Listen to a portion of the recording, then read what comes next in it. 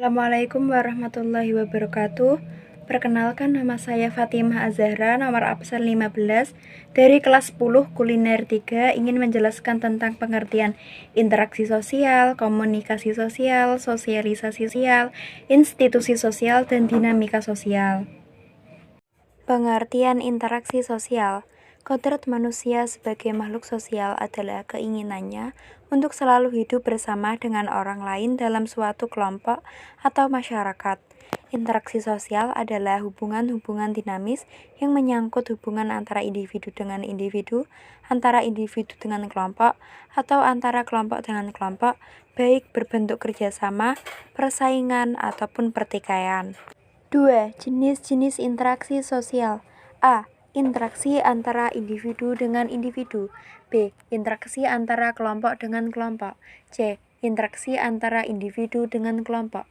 3. Syarat terjadinya interaksi sosial. A. Kontak sosial. Kontak sosial merupakan aksi individu atau kelompok dalam bentuk isyarat yang memiliki makna bagi pelaku dan si penerima. Dan si penerima membalas aksi itu dengan reaksi. Kita membedakan kontak berdasarkan cara, sifat, bentuk, dan tingkat hubungannya. 1.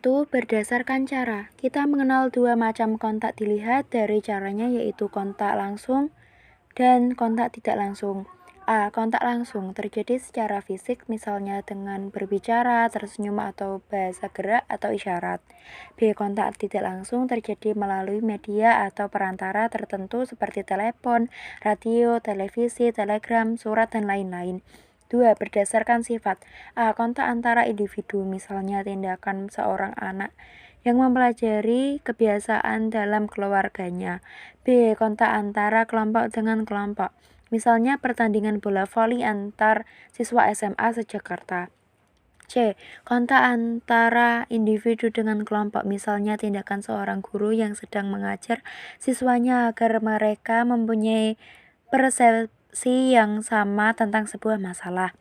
Contohnya, guru tari yang melatih beberapa murid sehingga terjadi persamaan gerak di antara mereka. 3. Berdasarkan bentuk. Dilihat dari bentuknya, kita mengenal dua macam kontak, yaitu kontak positif dan kontak negatif. A. Kontak positif mengarah pada suatu kerjasama, misalnya seorang pedagang melayani pelanggannya dengan baik dan si pelanggan merasa puas dalam transaksi tersebut. B. Kontak negatif mengarah pada suatu pertentangan, bahkan berakibat putusnya interaksi sebagaimana tampak dalam Perang Lebanon dan Israel. 4. Berdasarkan hubungannya. Menurut tingkat hubungannya, kita mengenal kontak primer dan kontak sekunder. A. Kontak primer terjadi apabila orang yang mengadakan hubungan langsung bertemu dan bertatap muka. Misalnya orang yang saling berjabat tangan, saling melempar senyum, dan sebagainya. B. Kontak sekunder memerlukan suatu perantara atau media, bisa berupa orang atau alat. Selain itu juga dapat dilakukan secara langsung dan tidak langsung. Kontak sekunder langsung misalnya berbicara melalui telepon. 4. Ciri-ciri interaksi sosial. A. Jumlah pelaku lebih dari satu orang. B. Ada komunikasi antara pelaku dengan menggunakan simbol-simbol. C. Ada dimensi waktu, masa akhirnya, masa kini, dan masa mendatang yang menentukan sifat yang sedang berlangsung. D. Ada tujuan-tujuan tertentu.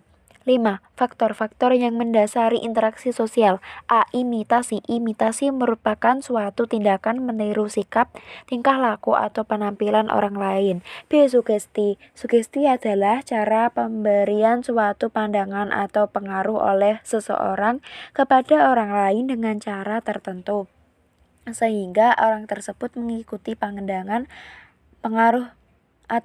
pengaruh tersebut tanpa berpikir kritis dan rasional. C. Identifikasi. Identifikasi adalah kecenderungan atau keinginan dalam diri seseorang untuk menjadi sama dengan orang lain, menjadi idolanya. D. Simpati. Simpati adalah perasaan tertarik yang timbul dalam diri seseorang dan kemampuan untuk merasakan diri kita seolah-olah berada dalam keadaan orang lain. Motivasi. Motivasi merupakan dorongan, rangsangan, pengaruh yang diberikan oleh individu kepada individu lain sehingga individu yang diberi motivasi menuruti dan melaksanakan apa yang diberikan itu secara kritis, rasional, dan penuh rasa tanggung jawab. Empati. Empati adalah proses kejiwaan seseorang untuk larut dalam perasaan orang lain, baik suka maupun duka. 6. Bentuk-bentuk interaksi sosial. Menurut Gilin dan Gilin, ada dua macam proses sosial yang timbul akibat interaksi sosial, yaitu proses asosiatif dan proses disosiatif. Kita mengenal 4 bentuk proses asosiatif, yaitu kerjasama, akomodasi, asimilasi, dan akulturasi. Kemudian kita juga mengenal 3 bentuk proses disosiatif, yaitu persaingan, kontravensi, dan konflik. 2. Pengertian komunikasi. Komunikasi adalah suatu proses ketika seseorang atau beberapa orang, kelompok, organisasi, dan masyarakat menciptakan dan menggunakan informasi agar terhubung dengan lingkungan dan orang lain. Pada umumnya, komunikasi dilakukan secara lisan atau verbal yang dapat dimengerti oleh kedua belah pihak.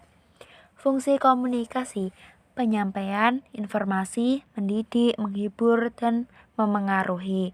Tujuan komunikasi: tujuan berkomunikasi untuk mengubah sikap, pendapat, perilaku, dan sosial. Komunikasi dapat merubah sikap, pendapat, dan perilaku seseorang hingga sosial masyarakat seseorang sesuai dengan informasi yang disampaikan oleh pemberi informasi. Sehingga pada hakikatnya, komunikasi bertujuan menyampaikan sesuatu informasi yang dapat dimengerti oleh orang lain. Informasi tersebut kemudian diharapkan menghasilkan umpan balik berupa perubahan positif dari si penerima informasi. Jenis-jenis komunikasi. Komunikasi verbal. Komunikasi verbal adalah komunikasi yang menggunakan bahasa dalam bentuk lisan untuk bertukar informasi. Contoh komunikasi verbal adalah berbincang tatap muka, berbincang melalui telepon, pengumuman menggunakan pengeras suara, hingga pidato. Komunikasi nonverbal. Komunikasi nonverbal adalah komunikasi yang menggunakan bahasa dalam bentuk bukan lisan. Contoh komunikasi nonverbal adalah komunikasi melalui tulisan seperti surat menyurat, membaca buku, koran, juga website. 3. Pengertian sosialisasi. Sosialisasi adalah usaha memasukkan nilai-nilai budaya terhadap individu sehingga individu tersebut menjadi bagian masyarakat. Proses sosialisasi merupakan pendidikan sepanjang hayat melalui pemahaman dan penerimaan individu atas peranannya di dalam suatu kelompok. Proses sosialisasi. Internalisasi nilai-nilai. Proses penanaman nilai dan norma sosial ke dalam diri seseorang yang berlangsung sejak lahir hingga meninggal. Enkulturasi. Proses pengembangan dari nilai-nilai budaya yang sudah tertanam dalam diri seseorang dan diimplementasikan dalam perilaku sehari-hari. Pendewasaan diri. Proses berlangsungnya internalisasi dan enkulturasi secara terus-menerus hingga membentuk suatu kepribadian. Macam sosialisasi. Sosialisasi primer. Sosialisasi yang pertama kali dijalani oleh manusia semasa kecil. Sosialisasi ini menjadi pintu bagi seseorang memasuki keanggotaan masyarakat. Sosialisasi sekunder. Proses sosialisasi lanjutan setelah sosialisasi primer yang memperkenalkan individu ke dalam kelompok tertentu dalam masyarakat. Kedua proses tersebut berlangsung menyeluruh di tempat tinggal dan tempat kerja. Dalam dua tempat tersebut terdapat sejumlah individu dalam situasi yang sama, terpisah dari masyarakat luas dan jangkauan waktu tertentu. Syarat terjadinya sosialisasi. Terdapat beberapa faktor terjadinya sosialisasi, diantaranya. 1. Apa yang disosialisasikan merupakan informasi yang akan diberikan kepada masyarakat berupa nilai, norma, dan peran. 2. Bagaimana cara mensosialisasikan? Melibatkan proses pembelajaran. 3. Siapa yang mensosialisasikan? Institusi, media massa, individu, dan kelompok. Fungsi sosialisasi. Sosialisasi dapat dilihat dari dua sudut pandang, yaitu sudut pandang individu. Sosialisasi berfungsi sebagai sarana pengenalan, pengakuan dan penyesuaian diri terhadap nilai-nilai, norma, dan struktur sosial. Dengan hal tersebut, seorang individu bisa menjadi masyarakat yang baik, di mana masyarakat baik adalah warga yang memenuhi harapan umum warga masyarakat lainnya. Kepentingan masyarakat sosialisasi berfungsi sebagai sarana pelestarian, penyebarluasan, dan pewarisan nilai-nilai serta norma sosial. Nilai dan norma terpelihara dari generasi ke generasi dalam masyarakat tersebut. Tujuan sosialisasi. Setiap orang dapat hidup dengan baik di tengah-tengah masyarakat jika menghayati nilai dan norma dalam kehidupan. Setiap orang dapat menyesuaikan tingkah lakunya dengan harapan masyarakat yang memiliki budaya, di mana budaya tersebut mengingat para warganya. Setiap orang dapat menyadari keberadaan dalam masyarakat, sehingga individu tersebut mampu berperan aktif dan positif dalam kehidupan sehari-hari.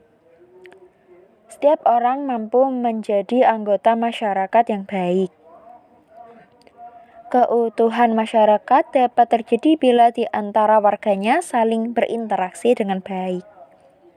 Interaksi tersebut didasari dengan peran masing-masing. 4. Pengertian institusi sosial. Institusi sosial adalah sistem dari proses sosial yang menyatukan antara tata kelakuan dan hubungan sosial yang terpusat pada aktivitas yang bertujuan untuk memenuhi kebutuhan hidup masyarakat sebagai makhluk sosial ataupun makhluk ekonomi. Ciri institusi sosial. 1. Memiliki tujuan atau fungsi jelas. 2. Memiliki simbol atau lambang. 3. Memiliki tata tertib, tertulis dan tidak tertulis. 4. Memiliki aturan mengikat. 5. Mencerminkan nilai dan norma sosial dalam masyarakat. 6. Memiliki kelengkapan sarana prasarana. 7. Memiliki jangka waktu tertentu. Fungsi institusi sosial. Fungsi institusi sosial adalah memberikan pedoman bersikap atau bertingkah laku pada masyarakat, menjaga keutuhan masyarakat, dan memberikan pedoman kepada masyarakat untuk mengadakan sistem kontrol sosial. Contoh institusi sosial. 1. Institusi keluarga. 2. Institusi pendidikan. 3. Institusi ekonomi. 4. Institusi politik. 5. Institusi keagamaan. 6. Institusi keuangan. 7. Institusi kemasyarakatan. 8. Institusi kebudayaan. 9. Institusi hukum. 10. Institusi kesehatan. 5. Pengertian dinamika sosial. Dinamika sosial adalah perubahan sosial yang terjadi akibat adanya interaksi dalam dua atau lebih individu dalam suatu masyarakat yang memiliki hubungan psikologi secara jelas dalam situasi yang dialami. Dalam dinamika masyarakat dapat terjadi interaksi sosial, kelompok sosial, dan kelas sosial.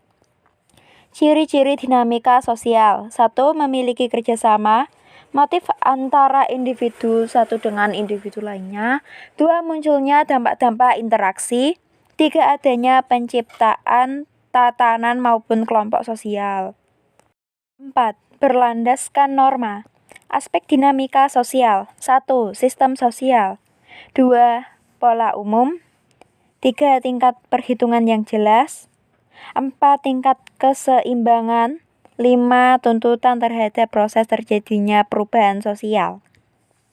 Contoh-contoh dinamika sosial adalah sebagai berikut. 1.